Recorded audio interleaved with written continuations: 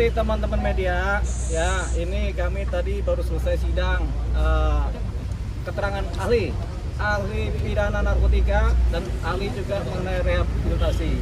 Di samping saya ada Pak Anang Iskandar, ya mantan kepala BNN yang akan bercerita banyak tentang hakikat seorang pengguna dan apa yang terbaik bagi seorang pengguna narkotika, ya yang kecanduan tentunya ya. Jadi tidak banyak bicara, silakan bertanya kepada Pak Anang Iskandar yang adalah mantan kepala BNN sejak tahun 2012 sampai dengan 2015. 4 tahun ya? 3 tahun. 3 tahun. Tadi Silakan. kan dalam pledoi Bapak menjawab bahwa Faris Yassin tidak bisa dijerat pengedar ya Pak? Yes. Seperti apa Pak? Ya, undang-undang narkotika membagi 6 peran, 1 peran, ya kan? Kejahatan narkotika itu sebagai penyalahguna, 5 peran sebagai pengedar.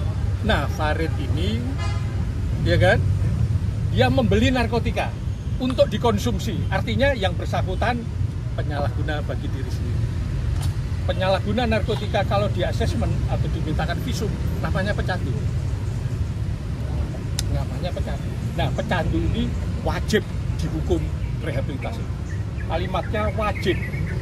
Kenapa wajib?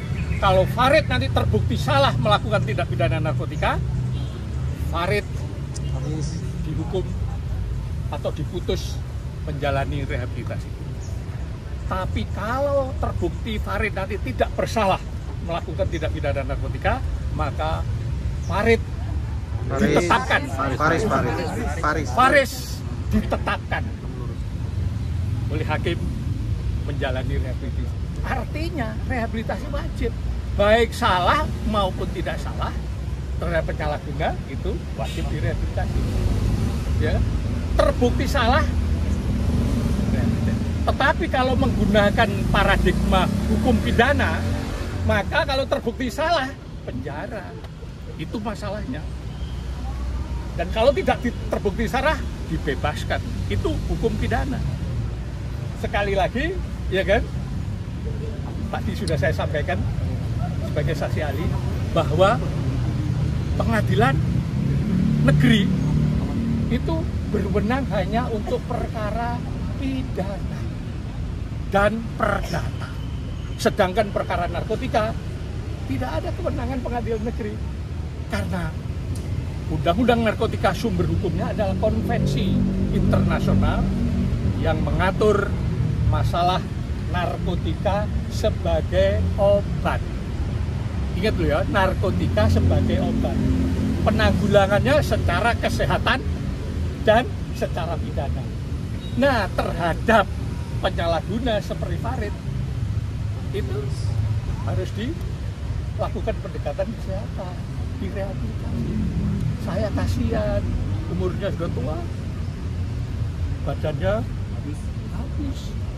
Itu membuktikan dia adalah pecandu.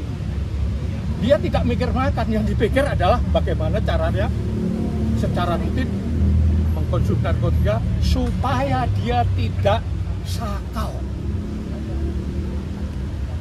Karena narkotika itu obat. Kalau sakau dikasih narkotika, dia akan normal kembali.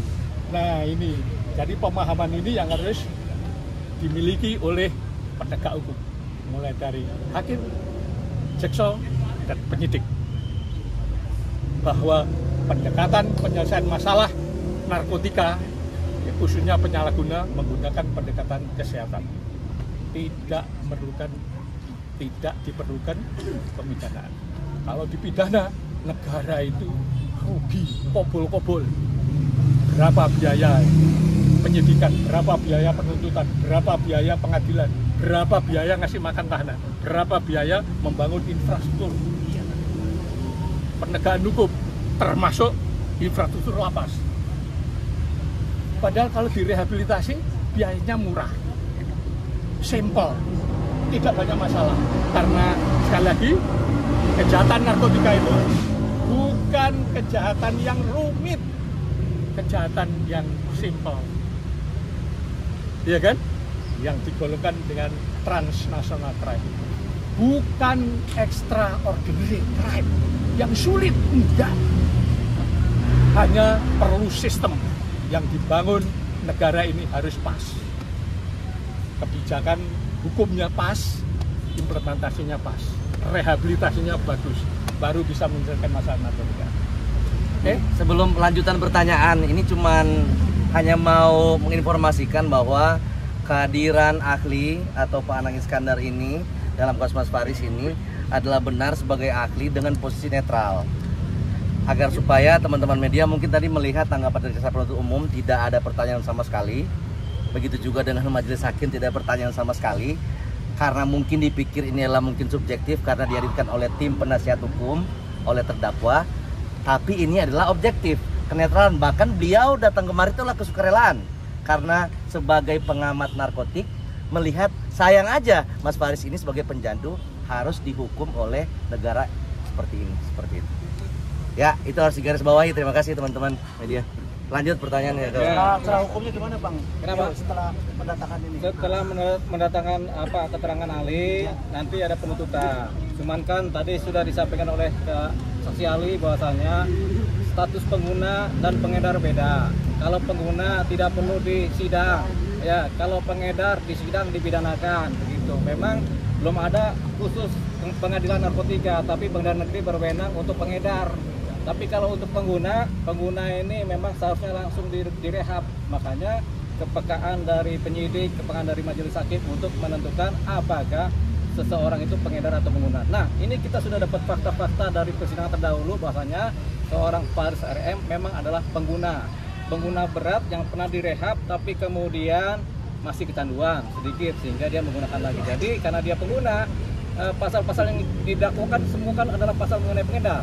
Pasal 114 pengedar, pasal 111 pengedar, pasal 112 pengedar. Sementara Faris RM adalah pengguna. Harapan kita penuntutan ini juga mengikuti pola-pola yang sudah ada dalam persidangan, bukti-bukti dan fakta-fakta, sehingga tuntutannya harusnya lepas atau tuntutnya adalah rehabilitasi. Tapi itu harapan kami sebagai pengacara. Tapi kami berharap banyak kepada majelis hakim nanti ketika kita mengajukan pledoi dan permohonan untuk mengajukan rehabilitasi, ini kemudian mudah-mudahan harapannya diterima oleh majelis hakim. Amin. Berdasarkan fakta-fakta dan bukti-bukti yang ada. Nah, sidang selanjutnya adalah di minggu depan tanggal 21 Juli itu mengenai penuntutan dari jaksa penuntut umum.